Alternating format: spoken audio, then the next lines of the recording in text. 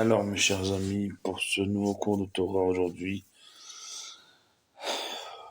j'en ai un lendemain, un lendemain de cet octobre. Et, et finalement, c'est ça aussi la résilience israélienne, c'est que aujourd'hui la vie, je dirais pas a repris son cours parce que on est toujours en état de guerre et plus que jamais, il y a eu aujourd'hui, à titre indicatif, 100 missiles rien que sur la ville de Haïfa. Tel Aviv, enfin, ça a sonné encore un peu partout. On ne va pas dire que la vie a repris, mais ce qui est sûr, c'est qu'aujourd'hui, chacun, ici en Israël, s'est replongé dans son travail. Ne faisons pas exemple, ne faisons pas, ne soyons pas exclus, n'étant pas exclus, c'est mieux, je parle mieux français comme ça, de la règle. On s'est replongé dans le travail aujourd'hui. Et pourtant, c'est bizarre, c'est un sentiment bizarre que je vais vous décrire. C'est que on est censé être à quelques jours de Kippour. Et ça a été une journée de travail comme si la société israélienne voulait, pas oublier, mais s'occuper l'esprit. Et pourtant, encore une fois, on est à quelques jours de Kippour.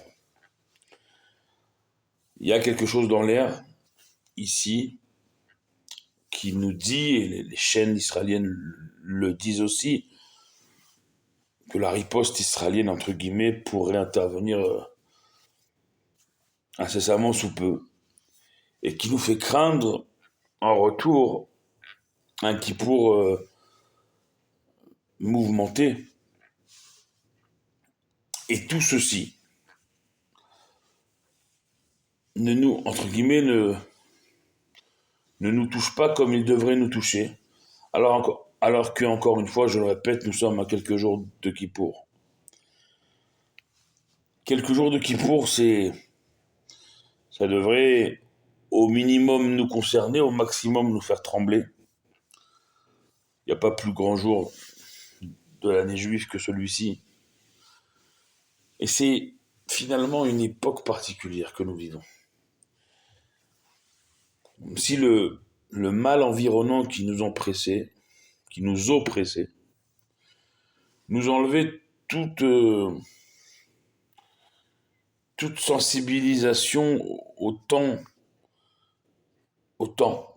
tout court, au temps juif, bien sûr, plus particulièrement.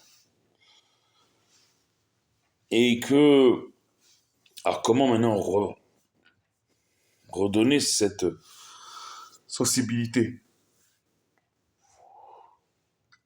Sensibilité de se dire que dans quelques jours, c'est Kippour.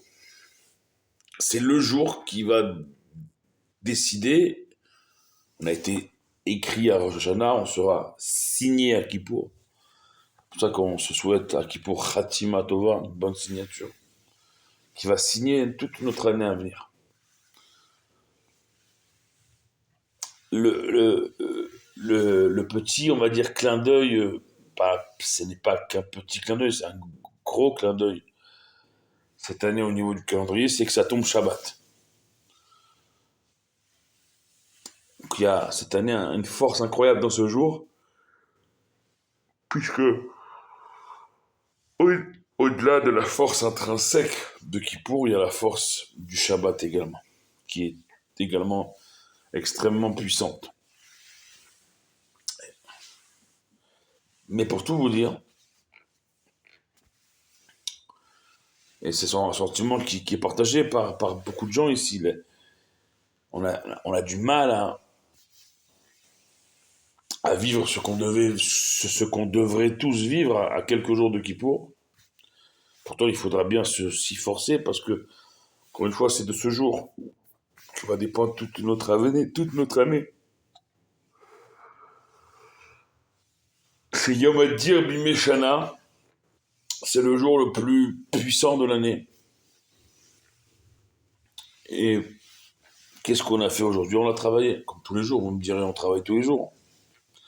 Mais un travail dans le sens où on ne voit rien d'autre. Et on ne veut voir rien d'autre parce que de peur que si on se mettait à voir autre chose, la situation serait trop pesante, comme elle l'est déjà. On est toujours dans cette année après. Et plus que jamais, on est attaqué sur 7 fronts. 7 fronts dans un seul et même but de nous détruire. Toutes les compagnies aériennes ont suspendu leur vol, à part les compagnies israéliennes. Le pays est donc en état je dirais pas de siège, mais de menace avancée. Et c'est peut-être, et dans l'intonation, si vous allez la sentir différente, la petite éclaircie du moment, nous sommes à quelques jours de Kippour. Pourquoi c'est une petite éclaircie dans cette intonation-là? Parce que nos sages nous l'ont promis, Itsumo Shel Yom Mechaper. Ce jour de Kippour, sa puissance intrinsèque, Mechaper, elle pardonne déjà. Comme si Akadosh Baruch Hu, il voulait nous dire, mes enfants, je sais combien vous avez souffert, vous souffrez encore, combien les dangers, les périls sont proches, de plus en plus proches. Mais donc, Dieu nous dirait maintenant, dans quelques jours, loin de moi l'idée de me mettre à la place de Dieu, dans quelques jours, mes enfants, c'est Kippour. Ki bayom hazeh yechaper alechem letaher etrem mikol chatotechem lifnei Hashem titaru. On va répéter ces mots-là à plusieurs reprises. Il faut s'y préparer. Déjà, demain soir, on sera mercredi. Jeudi, Kippour, c'est dans trois soirées. On va répéter ce jour-là, en ce jour, tu nous pardonneras. Ce jour-là vous pardonnera. Vous purifiera de toutes vos fautes. L'ifnei Hashem, vous serez devant Dieu. Titaru, purifié.